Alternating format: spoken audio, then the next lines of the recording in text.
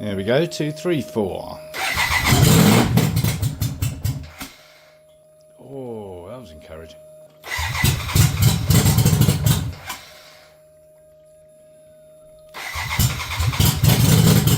Welcome back to Beamers Are Us.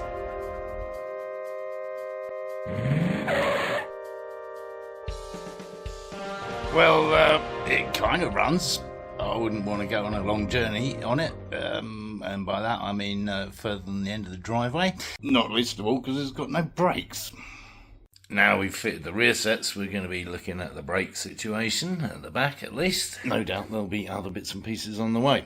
But first, let's see if we can fire it up without the airbox. Or perhaps more importantly, this. Yes. Critical mass sensor. Flux capacitor, I don't know. Yes folks, the monolith is back in position. We got to give it its best chance. See if we can fire this baby up.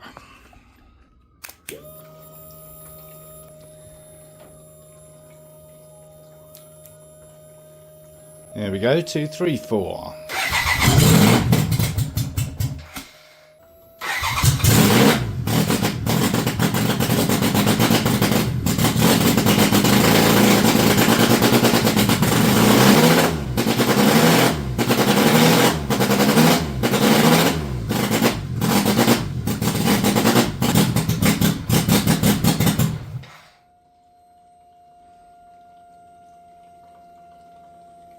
Rather smoky in here. Well, I don't remember converting the motor to two-stroke, but that seems to be what's happened. I'm guessing it's indicative of the mixture being horribly wrong. As you heard, it took some coaxing into life, and without gentle persuasion on the throttle, it just died completely. So there would appear to be some kind of manual adjustment on these. I shall have to have a word with the carb whisperer to see if his talents extend to throttle bodies. I wonder. If anyone knows, do leave a comment down below. If you can just kind of tweak it with those screws and everything will be hunky-dory, that'd be lovely. Anyway, brakes, yes. Let's sort this out. And possibly the rest of the ABS delete, because there's still a lot of stuff involved, including what we're going to do at the front here. There's all kinds of stuff involved. For starters, the brake line that they supplied with the rear sets has a right angle banjo there, which they seem to want this end, because it's got that kind of fitting there that it goes into, which produces that, i.e. the cable's on the outside of the pedal, and your boot's going to be right there. I'm not particularly keen on that, so I might try that the other way around and use the straight end up here. Let's try that. Well, I prefer that, certainly in terms of routing of the brake line there. Actually, just a flat banjo on that end would be just as good, probably. Ah well, we'll come back to it. Right, tank's off again, because we're fiddling around with the ABS. Yes, we love the ABS. So we've disconnected it from the handlebars, which leads down to a chunk of stuff under this electronic box. And then eventually that and this, which we've disconnected from the front caliper here, that all is basically these two pipes back here. So we are getting there to get rid of these at least. No, it's not a snake, it's one of those tubes. One remains, so I cut it up here somewhere, as well as my thumb, and now we should be able to pull the rest out up here, hopefully.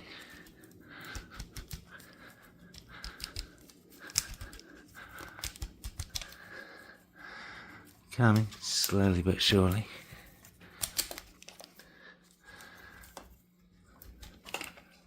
Ta-da!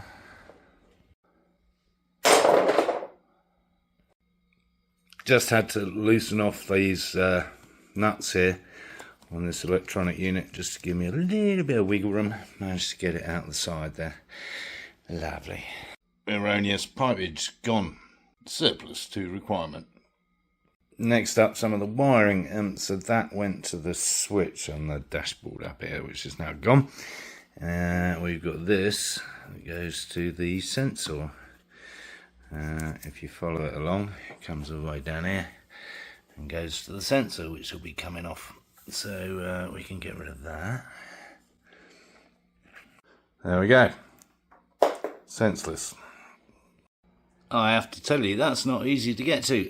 It's a T27 star drive, if you're interested. Well, it would have been easier if I'd got to that one first, but that's not going to be easy either. Talking of which, it's going to be even harder on the back wheel, so I think we're going to have to take the wheel off, which I've never done before with a shaft drive, but Chris tells me it's easier. We'll find out, eh? It's blinds instead of chains. We are in with a even longer extension and T20 for the smaller one, star drive. We have nonsense, yeah, which just leaves the mounting bracket itself, which is altogether a bigger star drive, A30 to be precise. So they're testing your, making sure you got your full kit of star drives, which luckily we have. What is going to be easier than taking back wheels off in the past is we've got a centre stand. So no need to jack it up or anything else. Right, Mr. Squatch. Yeah, centre stand, good ideas, eh? Unbolted. Should just pull off, I suppose. How about that?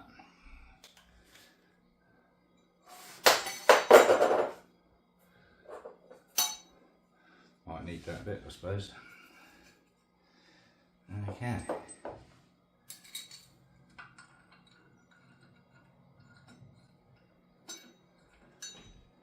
Anyway, Chris was right. It is really easy to take the back wheel off. Not so easy to take that back sensor off. Of course, there was always one bolt that was going to be jammed, and I burred the head of the star drive. Anyway, we drilled it out, we got it out, we're all good.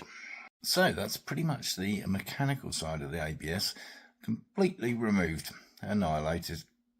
We'll be looking at the electrical side of it in another episode, and along with other bits and pieces electric wise, which of course don't match up to the manual. No, it's not the same, is it? Oh joy. Meanwhile, I've been fiddling around with my toilet seat washers. What?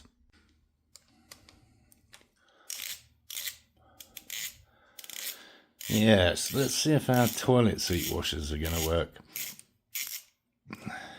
I doubt it. So, as you can see, these bolts for the rocker cover, the valve cover, are quite unique. We're trying to copy that with nothing less than a toilet seat washer, and also one of these little washers in there. Yeah, let's see what happens. Well, it might work.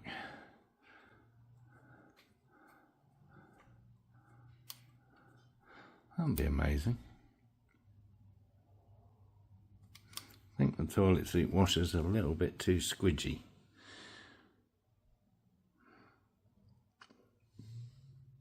Doesn't quite do the same. No matter. So I ordered these from AliExpress. I doubt they'll be any better. There are more expensive options with some kind of metal washer involved. I might have to try those. We shall see. Anyway, talking of ordering things, what's the budget looking like? Well, it's ramping up a bit, and although I've already sold something on eBay, I've immediately spent the money on some badges, because we need stinking badges. Yeah, but talking for eBay, if everything that I've listed actually sold, that would be $1,400 in the coffers. So even though the bike didn't cost me anything anyway, because I won all the money in a card game, for the purposes of a proper budget, we'd end up with a kind of net zero, honestly, on the cost of the bike, which is pretty good. Anyway, back to the Airbox situation and getting it to run right. I've been doing a little research, Googling stuff, looking at images, and it would appear a lot of these BMW K series cafe racers just have kind of fake velocity stacks or fake AirPods. And behind them is the original Airbox. That's a bit naff. I looked on YouTube to see if there's any information on there about anyone that had done it properly, successfully, and which was also the answer that I got when I posted on a few Facebook groups of K-Series Cafe Racer builds, and apparently they won't run without the MAF, unless you do a complete conversion to carburetor, which is way beyond me. Anyway, a few helpful responses and suggestions, apart from this guy. Yeah, where'd you find it? Well, Google it. Well, what do you think I've been doing before I got to the group?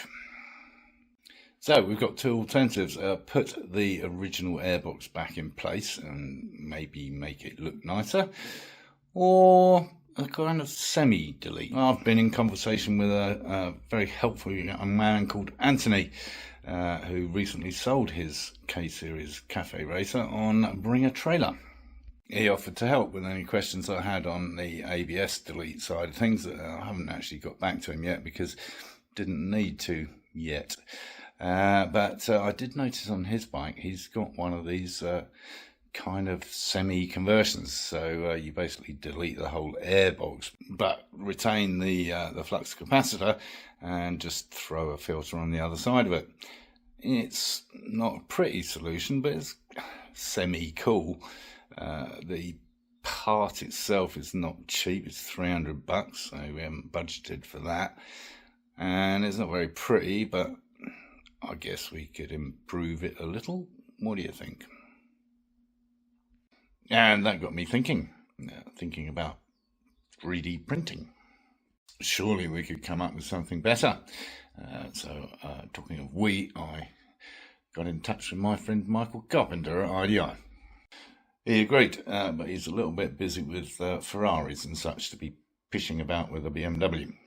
So I got in touch with another good friend of mine, Mr. Francis Sykes in the UK, who I know has printed bits and pieces for his Lotus Europa. What a lucky man.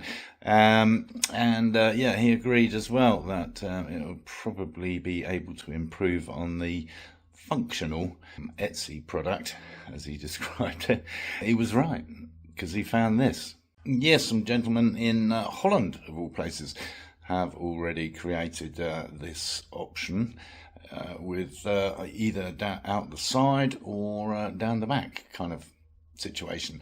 Anyway, rather nice and cheaper than the Etsy solution. And one is winging its way to me right now. That'll be the whole Airbox situation sorted. Lovely jubbly. And on a complete tangent, I just thought I'd slip it in. We got badges. Stinking badges. I think they're pretty cool, actually, myself. I know Mr. Sanson prefers the traditional blue and white jobs, but I don't know. I think that's kind of cool. Ties in rather nicely with our fuel filler cap, I think.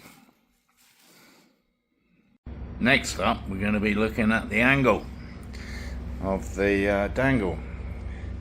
Yeah, we're going to take a look at the front forks. Just do a little bit of shilly-shallying, see what it looks like with that part of the frame just tweaked down to the level.